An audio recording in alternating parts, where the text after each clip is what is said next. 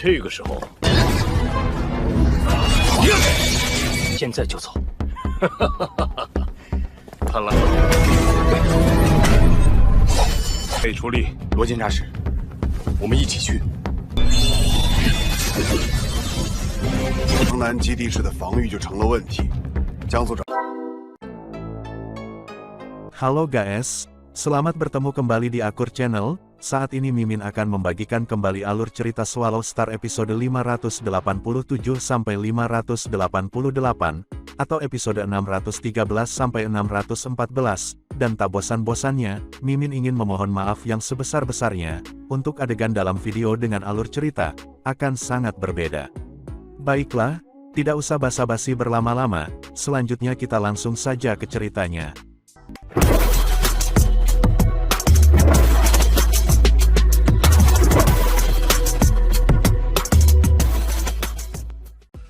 Di episode sebelumnya diceritakan Lu Feng yang bertemu dengan penguasa benteng Fan Nuo, yang menginginkan logam yang langka, namun Lu Feng tidak memberikannya, sehingga akhirnya mereka bertarung satu sama lain, hingga akhirnya Fan Nuo melarikan diri, dan sementara itu, diceritakan juga di suatu tempat lain di Aliansi Teritorial Utara, di dalam sebuah istana yang menjulang tempat Master Sungai Bintang.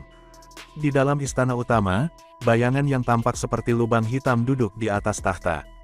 Semua cahaya yang menyentuhnya tertelan oleh bayangan tersebut. Tiba-tiba, ruang dan waktu di istana dibalik. Adegan terus berputar kembali. Kelompok demi kelompok satria alam semesta datang ke sini untuk melihat Master Bintang Sungai, dan beberapa makhluk besar lainnya juga bertemu Master Bintang Sungai di sini. Bahkan para Master Semesta tertinggi telah datang ke sini sebelumnya. Berhenti, tiba-tiba, dua ksatria alam semesta yang datang ke sini membeku di tempat, di tengah memberi salam. Waktu terus terbalik, dan pemandangan terus berubah, tetapi kedua bayangan itu tetap beku. Berhenti, satu bayangan demi bayangan diperbaiki. Mereka adalah ksatria alam semesta dari segala jenis. Segera, 39 ksatria semesta berdiri di sana seperti patung. Waktu, kembali. Waktu yang terbalik kembali. Reaksi dari hukum operasi ditransfer ke kekosongan lubang hitam di atas tahta. Itu semua membuat orang menggigil dan mencoba pulih. Jelas merupakan beban baginya untuk membangkitkan 39 ksatria semesta senior. Setelah beberapa saat, semuanya kembali normal. Semua 39 ksatria alam semesta sadar kembali. Mereka saling memandang dengan kaget, dan ingatan mereka membanjiri mereka. Terima kasih, Master Bintang Sungai, kata mereka. Mereka semua memberi hormat. Sebuah suara datang dari Master Bintang Sungai, 22 atau 23 kalian mati karena manusia Luo Feng itu. Jawab aku, siapa pengawalnya? Itu adalah binatang bertanduk emas hitam. Seekor binatang aneh yang terlihat seperti binatang bertanduk emas tetapi memiliki 6 tanduk, dan salah satunya sangat panjang. Binatang hitam, aneh. Mereka semua menjawab satu per satu. Namun, suara melengking berbicara dan berkata, apakah kalian semua dibunuh oleh binatang hitam, aneh? Apakah aku satu-satunya yang terbunuh oleh manusia Luo Feng? Dibunuh oleh Luo Feng, seru seseorang. Apakah kamu tahu tentang kekuatannya? Apakah kamu bercanda? Apa lelucon? Kata ksatria lain. Tapi segera, 3 ksatria alam semesta berbicara. Aku juga dibunuh oleh Luo Feng, kata seseorang. Aku juga, aku pikir aku punya ilusi, tapi aku juga dibunuh oleh Luo Feng. Istana menjadi sunyi. Mungkin saja satu ksatria alam semesta senior keliru, tetapi semua ketakutan ketika 4 ksatria alam semesta senior mengatakan hal yang sama. Sin kemudian berpindah ke tempat di dalam kota kekacauan primal. Luo Feng berjalan ke istana pemimpin kota kekacauan primal, dan semua penjaga menyambutnya dengan hormat. Luo Feng mengangguk, dan berjalan ke sisi istana di mana makhluk-makhluk keras menyumbangkan harta sejati mereka. Itu penguasa benteng Fan Nuo yang tertarik dengan Luo Feng. Begitu juga kesatria kabut iblis, yang telah terbunuh oleh tekniknya yang bernama, Aku Adalah Semesta. Baik kesatria kabut iblis maupun penguasa benteng Fan Nuo berasal dari aliansi cincin duri, pikir Luo Feng. Penguasa benteng Fan Nuo tahu tentang binatang bertanduk emas aku, dan dia menginginkan logam aku. Luo Feng berspekulasi bahwa, mungkin ada beberapa barang berharga yang tidak diketahui dalam logamnya, itulah sebabnya dia sementara meninggalkan bintang-bintang aslinya, dan kembali ke negara dewa, membawa serta logam yang tidak bisa dia identifikasi. Dia membawanya ke kota kekacauan primal untuk mengidentifikasi itu. Apa itu? Ucap Luo Feng bingung. Saat dia tiba di sisi istana, pintu perunggu terbuka, dan Luo Feng masuk. Aula kuil yang tenang dan kuno, namun itu sangat luas. Hanya lempengan batu di tengah yang mencolok. Ini adalah lokasi di mana seseorang dapat menempatkan barang-barang, dan sistem alam semesta virtual akan melakukan pemeriksaan, dan sampai pada vonis mengenai nilainya. Ini adalah satu-satunya tempat yang bisa membantu Luo Feng untuk dengan mudah mengidentifikasi sepotong benda tak bernama yang berharga. Sebelumnya, berdasarkan apa yang diizinkan hak akses aku, kata Luo Feng pada dirinya sendiri, aku memanfaatkan jaringan alam semesta virtual untuk membuat perbandingan dengan logam yang tidak dapat aku identifikasi. Sekarang, aku bisa mengkonfirmasi hampir semua logam yang tidak dikenal. Meskipun beberapa dari mereka jarang, itu lebih baik daripada melihat penguasa benteng Fan Nuo mengalahkan otaknya mencoba untuk mencari tahu logam. Sekarang, aku turun ke 3 tipe terakhir. Murni melalui pekerjaan investigasinya sendiri di jaringan, ia sekarang hanya memiliki 3 jenis logam yang tidak dapat diidentifikasi. Berdasarkan dugaannya, ada barang berharga yang bisa ditemukan dari dalam. Luo Feng membalik tangannya, dan batu kristal hijau seukuran biji wijen muncul di tengah telapak tangannya. Dia dengan lembut meletakkannya di piring batu. Kemudian muncul benang hijau, dia mulai naik dari tengah lempeng batu di jalan berliku, untuk menyelimuti batu kristal hijau. Kemudian piring batu mulai memproses batu dengan cermat. Beberapa saat kemudian, sebuah suara mengeluarkan analisis. Logam, kayu dalam kristal penelitian, 1 potong. Jika diberikan kepada ras sebagai kontribusi, seseorang dapat menerima 18 poin harta karun. Luo Feng, apakah kamu bersedia menyumbangkan harta ini untuk ras kamu? Oh, ini benar-benar harta karun. Ekspresi Luo Feng mengungkapkan sedikit kejutan. Tidak heran aku tidak dapat menemukan informasi tentang logam ini, dengan hak akses aku di jaringan. Hanya batu kecil ini yang seukuran biji wijen bernilai 18 poin harta.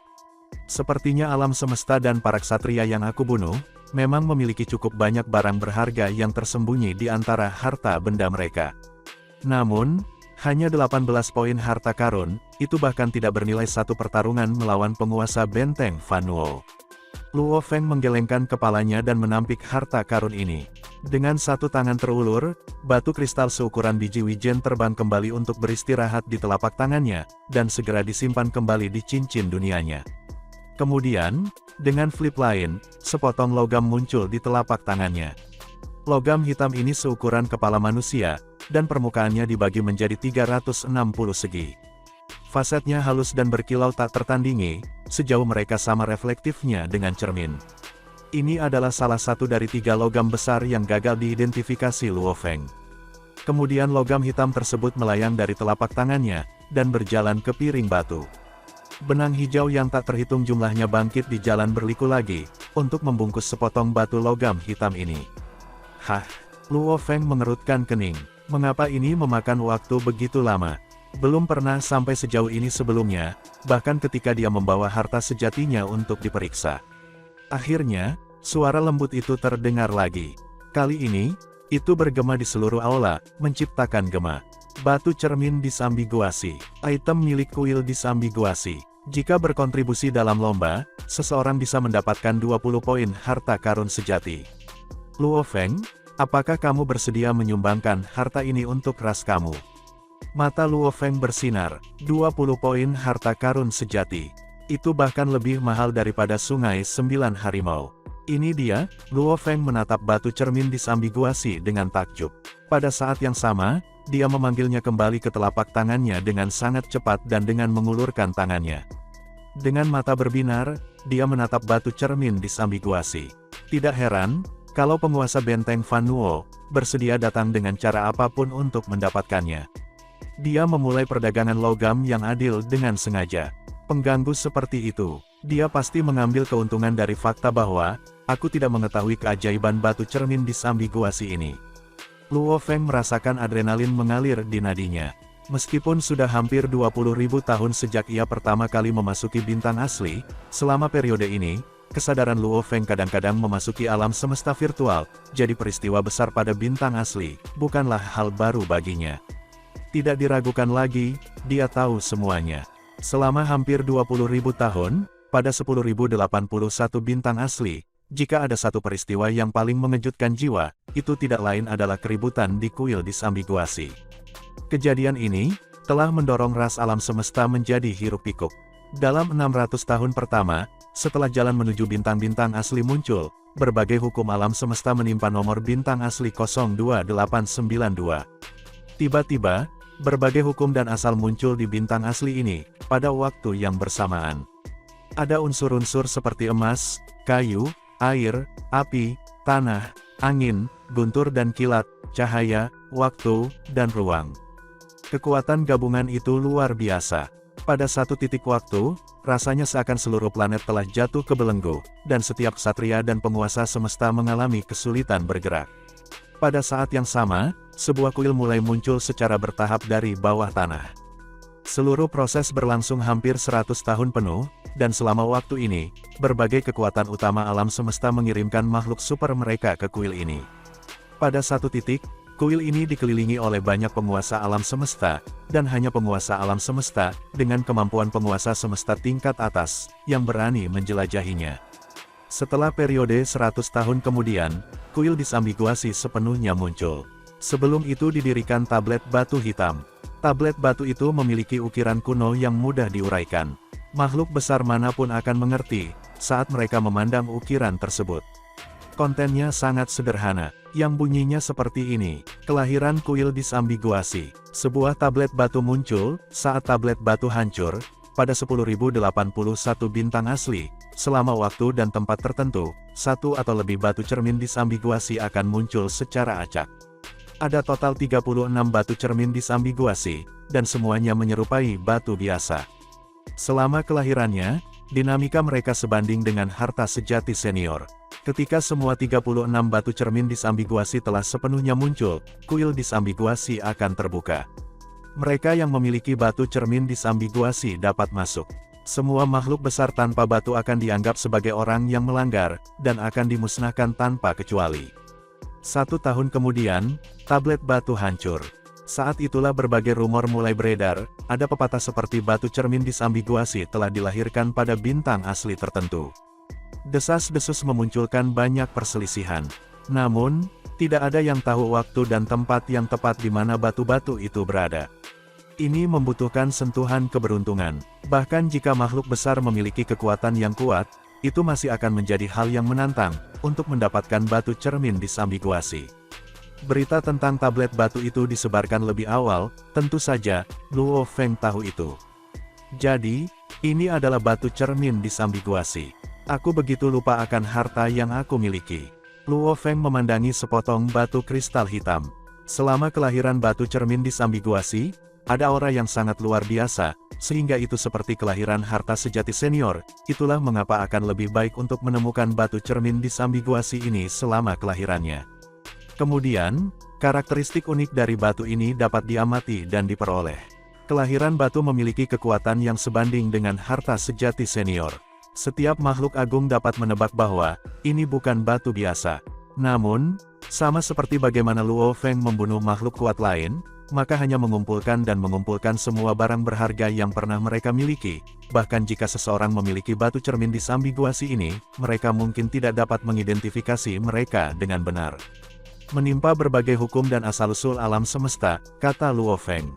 Kuil disambiguasi tampaknya menjadi harta terbesar selama pembukaan bintang asli kali ini. Bintang-bintang asli biasanya membutuhkan waktu menunggu tanpa batas, sebelum dibuka satu kali. Ketika mereka membuka, mereka hanya akan tetap terbuka untuk 1000 era.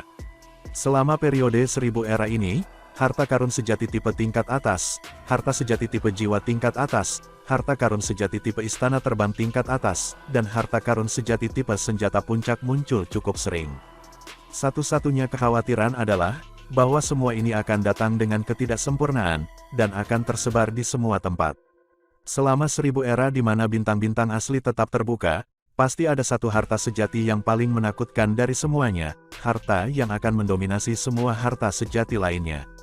Biasanya, yang dominan akan menjadi harta karun tipe puncak, harta karun sejati jenis istana terbang puncak, atau harta sejati jenis jiwa puncak. Dan mereka biasanya juga memiliki fungsi lain juga. Armor angkatan, misalnya, juga memiliki kekuatan pertahanan jiwa. Armor Dewa Binatang memiliki kekuatan serangan dan pertahanan. Harta sejati tertinggi Menara Bintang adalah perpaduan pertahanan jiwa, istana terbang, penindasan, serangan, dan banyak fungsi lainnya. Setiap kali bintang asli terbuka, harta karun sejati paling kuat yang muncul biasanya merupakan kombinasi dari banyak kemampuan. Misalnya, fungsi utama dari harta sejati jenis jiwa puncak akan menjadi pertahanan jiwa, tetapi ia juga akan memiliki fungsi pertahanan tubuh suci parsial, atau bahkan fungsi menciptakan ilusi. Singkatnya, harta karun sejati tipe jiwa puncak hanya akan menjadi yang kedua dari harta sejati yang tertinggi. Dan harta karun sejati tertinggi sangat jarang. Bahkan 9 makhluk tertinggi di alam semesta tidak memiliki harta sejati tertinggi untuk berkuasa atas yang lainnya. Jadi puncak harta sejati dari berbagai jenis seperti domain, jiwa, istana terbang lebih dari cukup untuk mengirim berbagai ras di alam semesta menjadi beramai-ramai untuk mendapatkannya. Ini akan menjadi selamanya, sebelum bintang-bintang asli terbuka lagi, kata Luo Feng pada dirinya sendiri. Setiap jenis jiwa harta sejati, atau harta sejati dari tingkat yang sama, akan dikenal sebagai harta sejati klan dominan. Begitu seorang penguasa alam semesta yang kuat, memiliki harta karun sejati, dan menggunakannya dengan harta karun sejati lainnya, kemungkinan dimusnahkan akan hampir nol. Bahkan jika lawan memiliki harta sejati tertinggi, melarikan diri akan selalu mungkin terjadi, saat menerima kekalahan. Tidak heran Ksatria Tian yang menyembunyikan batu ini selama ini, pikir Luo Feng. Dia tidak akan berani mengungkapkan ini. Begitu tersiar kabar bahwa dia memilikinya, batu cermin disambiguasi ini secara alami akan jatuh ke tangan penguasa alam semesta di klan otomat, untuk keperluan mereka sendiri. Dia cukup beruntung untuk mendapatkan satu harta karun sejati senior. Dan jika dia pergi ke kuil, hanya 36 makhluk besar di seluruh alam semesta yang dapat memasuki kuil disambiguasi melalui banyak pintu yang berbeda, jadi tidak mungkin dia bisa gagal untuk bertahan hidup. Seandainya makhluk besar berhasil hidup-hidup, maka perjalanan itu akan sangat bermanfaat. Bahkan jika seseorang gagal, kebangkitan akan selalu menjadi tindakan selanjutnya. Luo Feng jelas mengerti apa yang ada dalam pikiran Ksatria Tian Yang dan penguasa benteng Fan Nuo. Ksatria Tian yang menyembunyikan berita itu, dan penguasa benteng Fan Nuo tidak mau mengungkapkan berita bahwa Ksatria Tian yang memiliki batu cermin disambiguasi.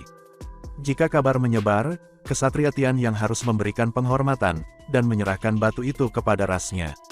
Ksatria Tian yang akan merahasiakan rahasia yang dia pegang terhadap penguasa benteng Fan Nuo.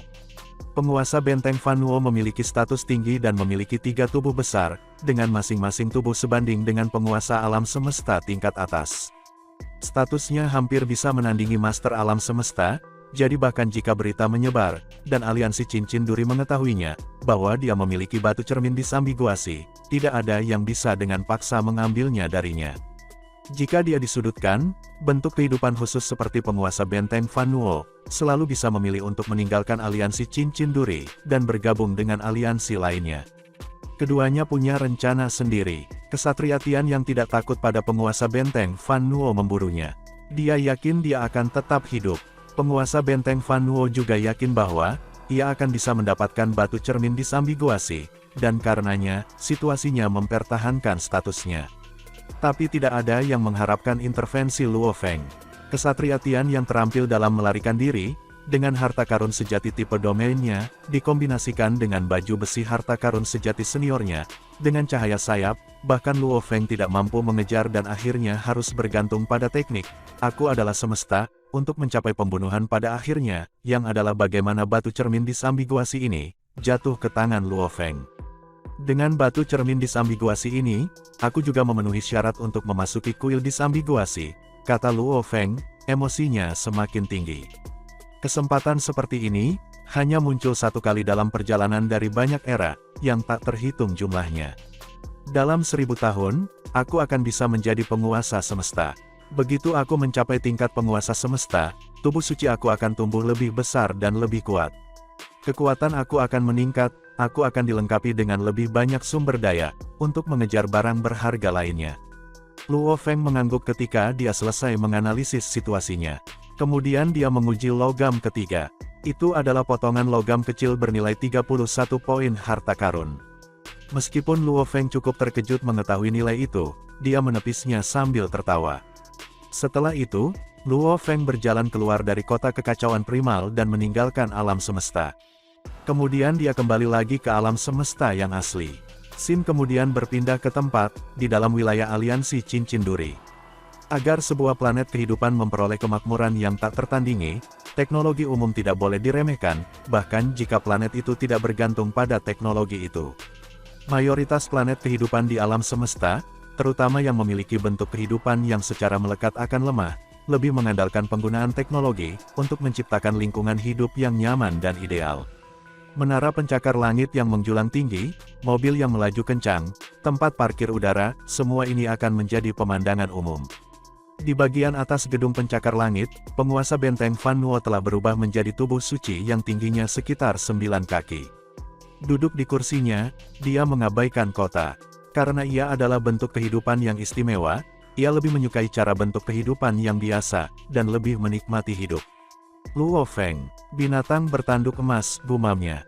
Batu cermin disambiguasi ini pasti jatuh ke dalam kepemilikannya. Gagal dalam misiku kali ini pasti membangkitkan kecurigaannya. Dia mungkin memanfaatkan sistem informasi ras manusia, untuk mengidentifikasi batu cermin disambiguasi sekarang. Penguasa benteng Fan Nuo mengerutkan kening, saat dia jatuh ke dalam pikiran yang mendalam. Penguasa benteng Fan Nuo sedang duduk di aula di atap gedung pencakar langit. Tiba-tiba bel pintu berdering. "Masuk," kata penguasa benteng Fan Nuo. Kemudian pintu terbuka secara otomatis, dan seorang pria dengan 4 kuku, 2 tangan, dan banyak tanduk berjalan masuk. "Bos, ini adalah laporan keuangan untuk tahun ini," kata pria itu dan menyerahkan dokumen dengan hormat. Karakter ras lain memberikan dokumen. Penguasa benteng Fan Nuo mengambil dokumen-dokumen itu, dan membacanya sekilas. Itu adalah perusahaan yang didirikannya ketika menyamar, sebagai bentuk kehidupan biasa di planet ini. Meskipun kedengarannya konyol bagi penguasa yang agung, tingkat atas untuk melakukan hal seperti itu, ia menikmati kedekatan dengan makhluk paling biasa, di alam semesta. Terkadang, ia mungkin mendapatkan inspirasi baru dalam hukum, ketika merasakan persaingan di antara yang biasa. "Tinggalkan aku dulu," perintah penguasa benteng Fan Nuo. "Aku akan mengadakan rapat nanti." "Ya Pak," ucapnya dengan hormat. Bentuk kehidupan biasa yang bekerja, untuk perusahaan ini tidak akan pernah bisa menebak, betapa hebatnya bos mereka. Bahkan yang disebut makhluk besar dan makhluk hebat di tingkat alam semesta adalah, lelucon bagi penguasa benteng Fan Nuo. Dia diam-diam memanipulasi beberapa perebutan kekuasaan di planet ini, dan itu seperti sekejap mata baginya. Dia bisa memusnahkan bintang ganda di langit dengan pikirannya, jika dia menginginkannya. Binatang bertanduk emas telah memindahkan jiwa Luo Feng ke dalam dirinya sendiri, pikir penguasa benteng Fan Nuo. Jiwa pejuang yang abadi tidak bisa dirampok.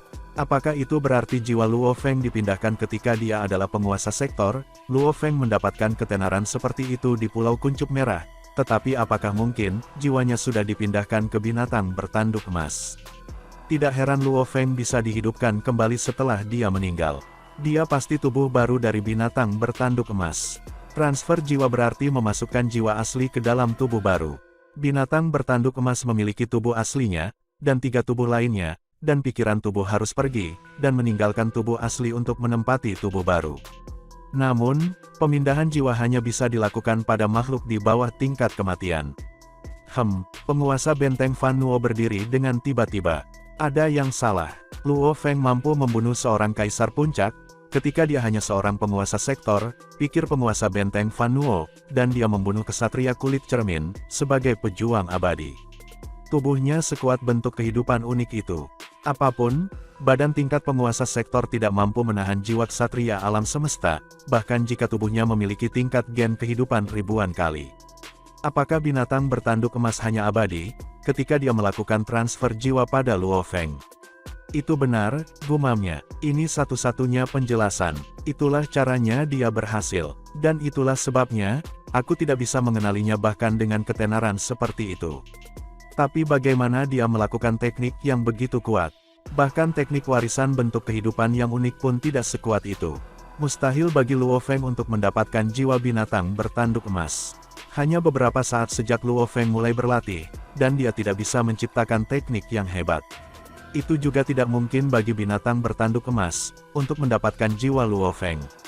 Ketika dia hanya penguasa sektor, tidak bisa menahan jiwa ksatria alam semesta, dan binatang bertanduk emas pasti masih mati sebelum, tidak mungkin bagi binatang bertanduk emas untuk menciptakan teknik di tingkat itu. Tapi mereka menggunakan teknik yang sama, yang berarti mereka memiliki pikiran yang sama. Transfer jiwa harus terjadi. Bagaimana? Apa yang terjadi? Penguasa benteng Fan Nuo tidak bisa mengetahuinya, setelah merenungkan rahasia untuk waktu yang lama. Dia kagum pada betapa misteriusnya alam semesta, dan ada banyak hal yang tidak bisa dijelaskan di alam semesta. Penguasa benteng Fan Nuo tinggal di planet biasa itu, sementara Luo Feng kembali ke negara dewa, dan melanjutkan pemahaman. Dia ingin membuat terobosan dan menjadi ksatria semesta. Pada saat yang sama, di istana yang dikelilingi oleh aliran udara kekacauan yang tak berujung, di puncak pulau guntur alam semesta virtual, pemimpin kota kekacauan primal duduk di tepi tebing dengan kaki bersilang, dan matanya terpejam. Tiba-tiba, cahaya bersinar di sampingnya, dan gambar dengan deskripsi terperinci muncul di layar. Hah, itu dikirim oleh alam semesta virtual. Apa informasinya? Pemimpin kota kekacauan primal memandang layar, bingung. Saat dia melihat layar, dia menjadi terkejut. Luo Feng mendapat batu cermin disambiguasi. Kekacauan, sebuah suara terdengar di ruang. Kapak Rekasasa, pemimpin kota kekacauan primal merespons dengan hormat. Hanya dua makhluk dalam ras manusia yang dapat berbicara dengannya tanpa aplikasi, dan pencipta kapak raksasa adalah salah satunya. Kekacauan, apakah kamu tahu bahwa Luo Feng menggunakan sistem alam semesta virtual, untuk memindai batu cermin disambiguasi? Para master alam semesta lainnya juga tahu itu. Aku memutuskan untuk mengadakan rapat untuk memutuskan milik siapa batu itu. Apa kamu setuju? Ya, pemimpin kota kekacauan primal mengangguk.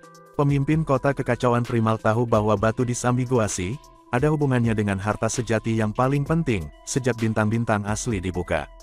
Master alam semesta sama sekali tidak peduli, dengan harta sejati yang biasa.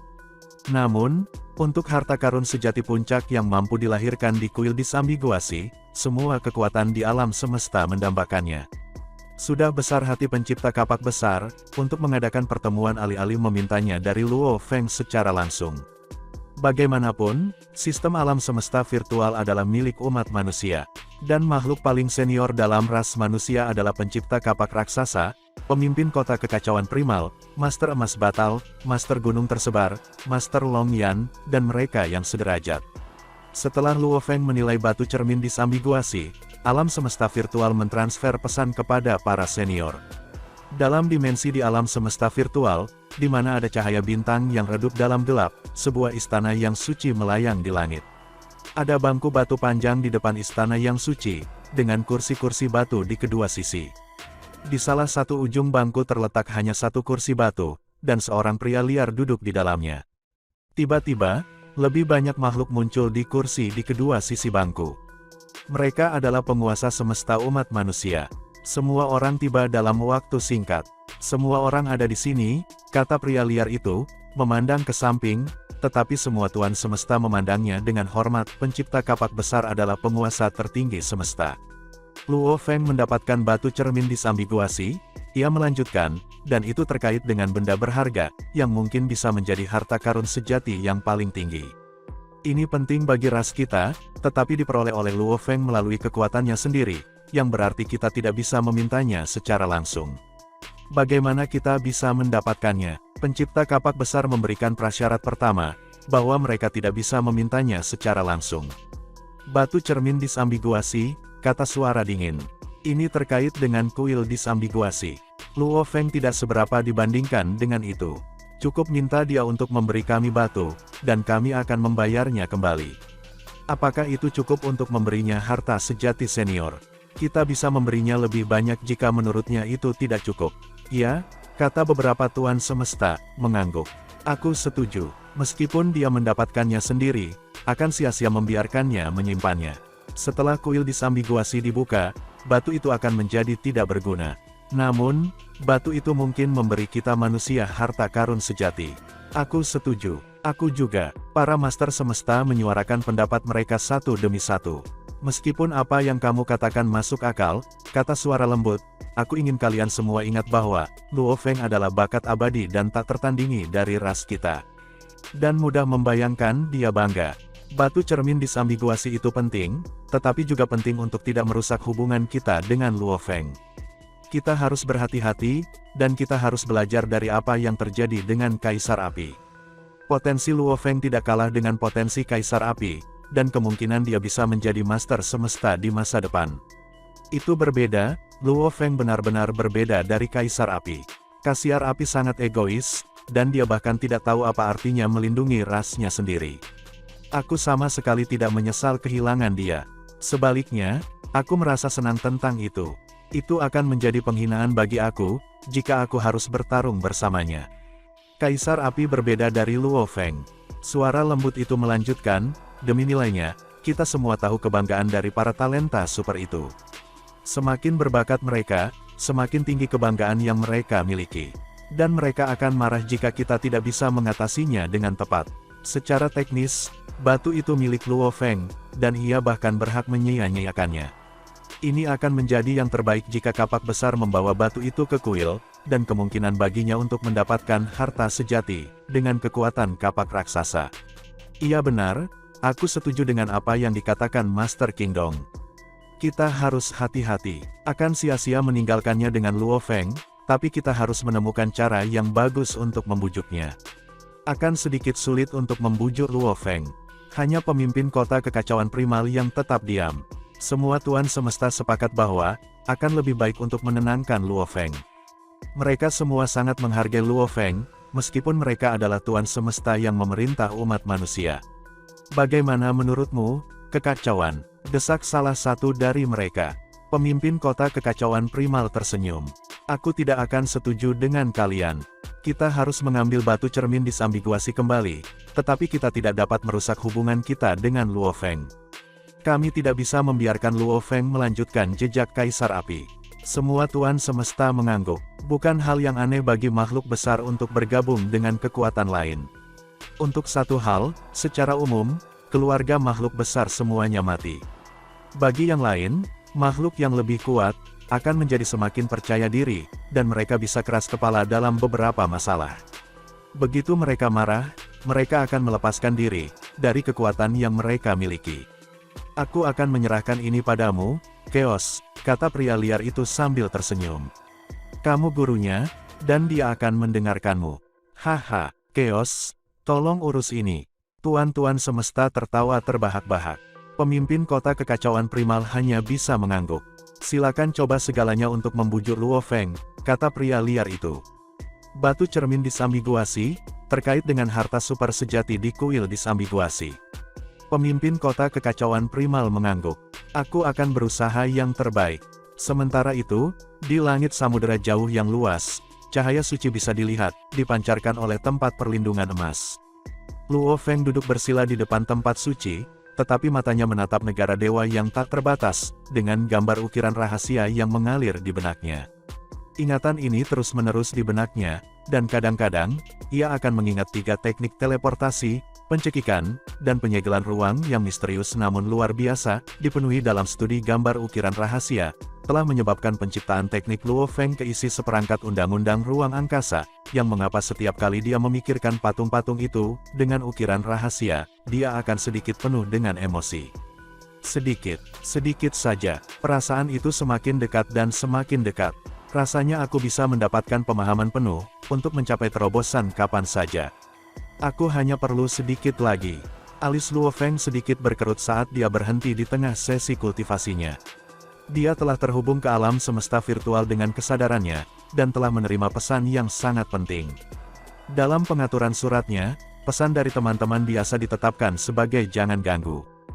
Hanya surat dari orang-orang penting seperti istri, putra, dan gurunya yang akan lulus tes penyaringan oleh asisten virtual dan menghubunginya, bahkan jika itu akan mengganggu miliknya.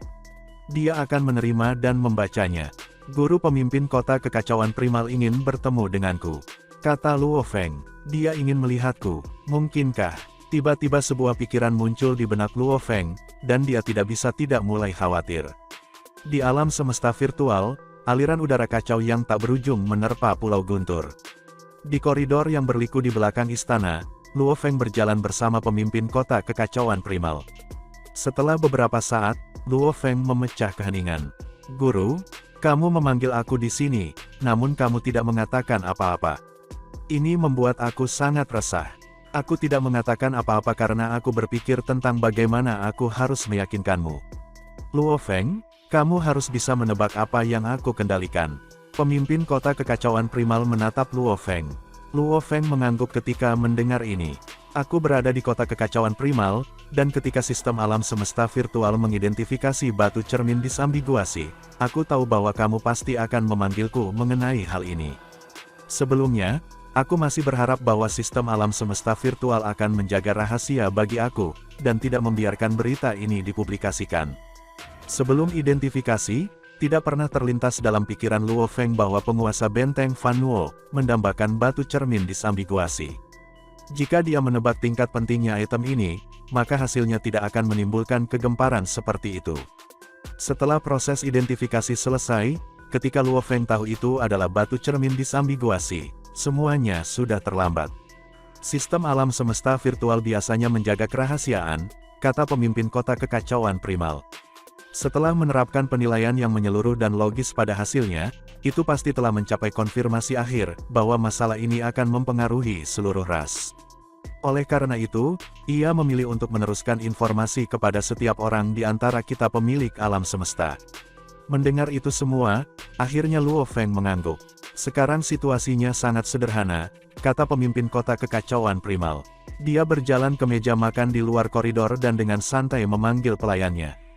Dua pelayan segera masuk dengan sikap hormat, dan berbaris meja dengan hidangan lesat.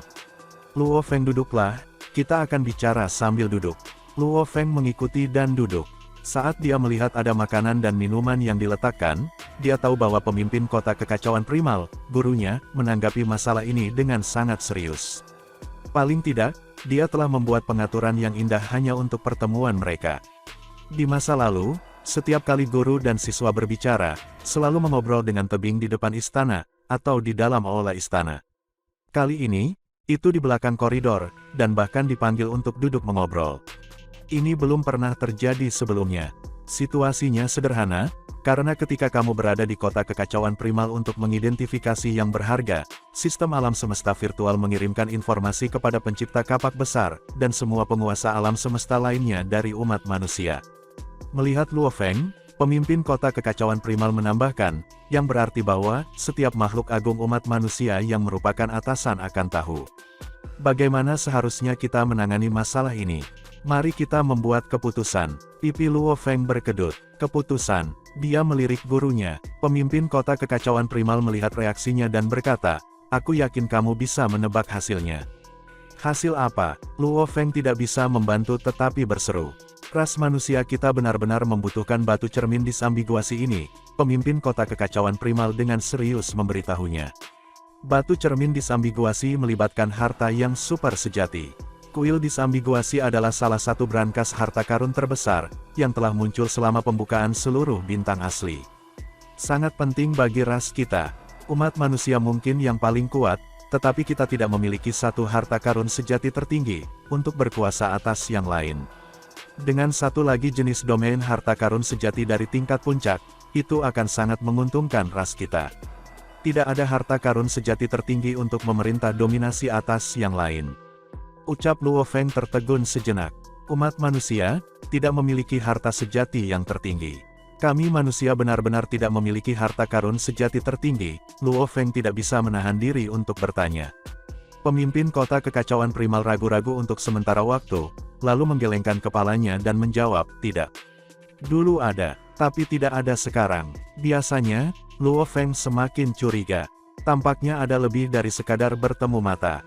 Namun, menurut informasi yang ia temukan di jaringan alam semesta virtual, terutama sekarang karena statusnya, memungkinkannya mengakses informasi yang jauh lebih penting, ia menyadari bahwa harta sejati yang sesungguhnya, memang merupakan pemandangan yang sangat langka di alam semesta. Berdasarkan apa yang dikatakan tamu gunung duduk kepadanya, bahkan untuk makhluk tertinggi di alam semesta, ada beberapa dari mereka yang tidak memiliki harta sejati yang tertinggi. Makhluk tertinggi alam semesta akan tergila-gila pada harta sejati tertinggi tanpa gagal. Harta utama kekuatan terbesar alam semesta, sekolah dewa leluhur, tidak lain adalah sepotong harta karun sejati tertinggi. Melalui semua hasrat dan semua informasi ini, Luo Feng dapat melihat kelangkaan harta karun sejati tertinggi. Tetapi apa yang tidak ia duga adalah bahwa, sekuat dan sekuat apa mereka, bahkan aliansi Hong dan umat manusia tidak memiliki apapun seperti harta sejati yang tertinggi. Ya, memang, tidak ada. Pemimpin kota kekacauan primal memandang Luo Feng dan berkata, dari 9 kekuatan teratas di alam semesta, 5 dari mereka memiliki harta sejati yang tertinggi, tetapi ras manusia kita tentu saja tidak. Luo Feng merasakan sedikit kecemasan. Ini adalah salah satu kekurangan umat manusia. Harta sejati yang melibatkan batu cermin disambiguasi, harus sebanding dengan harta sejati yang paling penting yang kita miliki umat manusia. Pemimpin kota kekacauan primal menatap Luo Feng. Dan semua penguasa alam semesta sepakat bahwa, batu cermin disambiguasi ada di tangan kamu, dengan demikian kamu harus diizinkan untuk menjelajah ke kuil disambiguasi. Tetapi hasilnya mungkin tidak ideal. Jika itu diberikan kepada pencipta kapak besar sebagai gantinya, peluang untuk berhasil akan jauh lebih tinggi. Pencipta kapak besar, hati Luo Feng tersentak, itu adalah makhluk tertinggi semesta. Tentu saja, aku tidak akan memaksamu.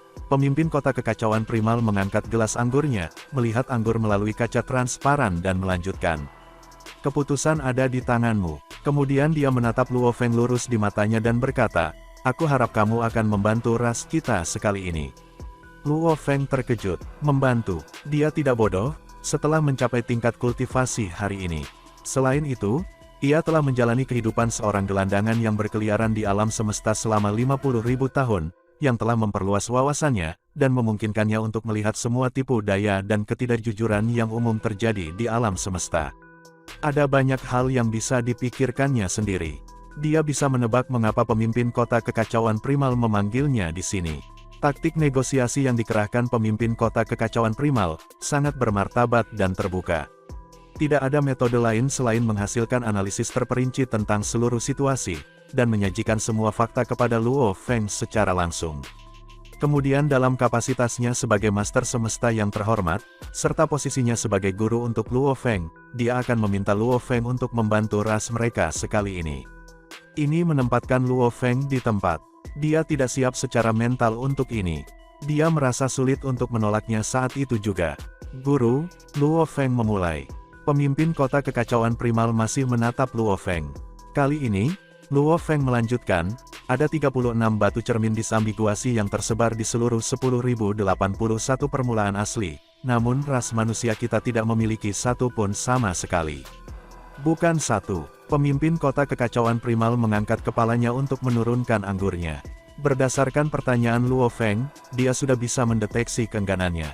Sambil meletakkan gelas anggurnya, dia berkata, jumlah makhluk besar dalam ras manusia adalah salah satu yang paling sedikit di alam semesta. Kami membentuk minoritas. Ambil aliansi wilayah utara, misalnya. Itu adalah aliansi dengan jumlah terbesar makhluk-makhluk besar di alam semesta. Jumlah ksatria alam semesta yang mereka miliki lebih dari 100 kali jumlah aliansi Hong kita, semakin banyak jumlah makhluk besar yang tersebar di berbagai bintang primal, semakin tinggi kemungkinan mendapatkan batu cermin ambiguasi ini. Spekulasi aku tentang situasi saat ini adalah bahwa aliansi teritorial utara, paling banyak, akan memperoleh 1 atau 2 batu cermin disambiguasi. Lagi pula, berbeda dengan seluruh alam semesta, aliansi teritorial utara hanya merupakan sebagian kecil. Jika bahkan mereka tidak mungkin memiliki lebih dari 1, maka berapa banyak yang bisa kita dapatkan sebagai manusia? Beberapa, gumam Luo Feng tercengang. Jumlah ahli waris dan ksatria alam semesta dari aliansi Hong jauh berbeda dari aliansi teritorial utara. Kali ini, di bintang asli, jumlah ksatria alam semesta dari aliansi teritorial utara, yang telah mati di tangannya melebihi 20 orang. Masih ada sejumlah besar kekuatan tingkat atas dalam alam semesta yang memimpin, seperti aliansi 9 wilayah dan aliansi cincin duri, dan juga beberapa kekuatan sekutu lainnya, yang jauh lebih lemah, meskipun mereka lemah, jumlahnya banyak, itulah sebabnya sebagian besar dari 36 batu cermin disambiguasi diambil oleh kekuatan ini. Ketika saatnya tiba, mereka akan memasuki kuil disambiguasi melalui 36 jalan yang berbeda. Kekuatan ini kemudian akan mendapatkan kesempatan untuk mendapatkan harta sejati yang bahkan lebih kuat. Mungkin ini adalah metode penyeimbang alam semesta. Luo Feng mengangguk ketika dia mendengarkan. Pemimpin kota kekacauan primal memandang Luo Feng dan berkata, "Beri aku jawaban. Apakah kamu mau atau tidak?" Luo Feng memberikan jawaban langsung. "Guru, aku tidak mau." Pemimpin kota kekacauan primal sedikit mengernyit, tetapi ekspresinya melunak setelahnya, dan dia berkata, "Kamu tidak mau." Dari 36 makhluk besar yang memasuki kuil disambiguasi kali ini, mungkin ada beberapa makhluk besar yang telah memperoleh batu cermin disambiguasi yang tidak kita kenal. Tetapi mereka yang masuk, lebih dari setengahnya berkisar dari penguasa semesta, hingga makhluk tertinggi semesta. Orang lain kemungkinan besar akan menjadi tuan rumah semesta tingkat atas dan tuan semesta. Jika kamu tidak memiliki kemampuan penguasa semesta, maka kamu tidak memenuhi syarat untuk masuk. Ini adalah aturan yang telah diamati oleh banyak generasi kapanpun, ketika mereka berlomba mendapatkan harta terbesar setiap kali bintang-bintang asli dibuka. Dan pada akhirnya, orang-orang yang mendapatkan harta karun sejati tertinggi, hampir selalu adalah penguasa alam semesta, atau makhluk tertinggi alam semesta. Dan, adegan ini pun mengakhiri pertemuan kita saat ini. Terima kasih kepada semua, yang telah menyimak sampai dengan akhir video kali ini, dan juga Mimin ingin mengucapkan terima kasih yang sebesar-besarnya, kepada semua yang sudah subscribe Akur Channel, semoga semuanya dimudahkan rezekinya, dan dilancarkan segala urusannya, juga disehatkan selalu setiap saat, dan terhindar dari segala penyakit, amin. Sampai jumpa di episode selanjutnya ya guys, terima kasih.